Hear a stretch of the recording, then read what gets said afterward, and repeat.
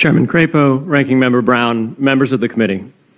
Thank you for the opportunity to speak with you today. My name is Peter Van Valkenburg, and I'm the Director of Research at Coin Center, an independent nonprofit focused on the public policy issues affecting cryptocurrency and public blockchain networks. What is Bitcoin? Bitcoin is the world's first cryptocurrency, and it works because of the world's first public blockchain network. What does Bitcoin do? It's simple. It lets you send and receive value to and from anyone in the world using nothing more than a computer and an internet connection. Now, why is it revolutionary? Because unlike every other tool for sending money over the internet, it works without the need to trust a middleman. The lack of any corporation in between means that Bitcoin is the world's first public digital payments infrastructure. And by public, I simply mean available to all and not owned by any single entity. Now, we have public infrastructure for information, for websites, for email. It's called the internet. But the only public payments infrastructure that we have is cash, as in paper money. And it only works in face-to-face transactions. Before Bitcoin, if you wanted to pay someone remotely over the phone or the internet, then you could not use public infrastructure. You would rely on a private bank to open their books and add a ledger entry that debits you and credits the person you're paying. And if you both don't use the same bank, well, then there'll be multiple banks and multiple ledger entries in between. With Bitcoin, the ledger is the public blockchain, and anyone can add an entry to that ledger, transferring their Bitcoins to someone else. And anyone, regardless of their nationality, race, religion, gender, sex, or creditworthiness, can for absolutely no cost create a Bitcoin address in order to receive payments digitally. Bitcoin is the world's first globally accessible public money. Is it perfect? No. Neither was email when it was invented in 1972. Bitcoin's not the best money on every margin. It's not yet accepted everywhere. It's not used often to quote prices, and it's not always a stable store of value. But it is working, and the mere fact that it works without trusted intermediaries is amazing.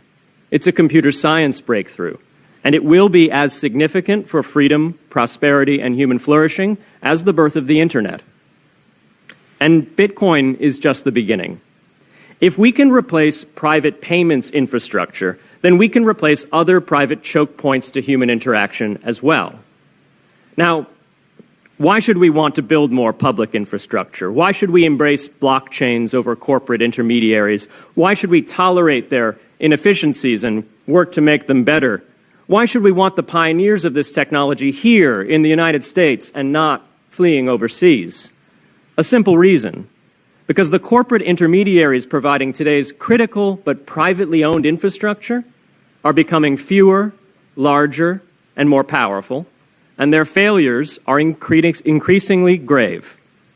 So roughly half of all Americans, 143 million people, had their Social Security numbers exposed to hackers because of a breach at Equifax. The SWIFT network has relayed hundreds of millions of dollars in fraudulent transactions because of hacked member banks in Bangladesh, Vietnam, Ecuador, and Russia. The FBI suspects now that the largest of these hacks was perpetrated by North Korea. Corrupt, low-level employees at an Indian bank, Punjab National, were able to fraudulently certify SWIFT messages stealing $1.8 billion. It's the largest electronic bank robbery in history. In fact, it's the largest bank robbery in history. In October 2016, an estimated 1.2 million internet-connected devices were hacked and turned into a botnet that for several hours made prominent websites unavailable across Europe and North America, including CNN and Fox News, the New York Times, and the Wall Street Journal. Increasingly, physical machines are being connected to the internet to augment their capabilities. They're wired through servers that are owned and maintained by private and trusted intermediaries, the so-called Internet of Things. Pacemakers from St. Jude's Hospital have been hacked. Baby monitors from TrendNet have been hacked. And Jeeps from Jeep have been hacked to the point where they can be remotely commandeered and driven off the road. Now, those vulnerabilities are inescapable in systems that have single points of failure. It doesn't matter if the point of failure is a corporation or if it's a government. There shouldn't be a single point of failure. Similar choke points existed before the internet. If you wanted to deliver a message, you'd have to go through one of 3 television broadcasters or a handful of newspapers. Private corporations are essential, but no critical infrastructure should rely on 1 or 2. The internet removed single points of failure in communications infrastructure and ushered in a wave of competition among new media corporations building on top of its public rails. Blockchains can similarly disintermediate critical payments and IoT infrastructure. The technology is not yet ready to answer all of those questions today, but it is our best hope. And as with the internet in the 1990s, we need a light-touch, pro-innovation policy to ensure that these innovations flourish in America for the benefit and security of all Americans.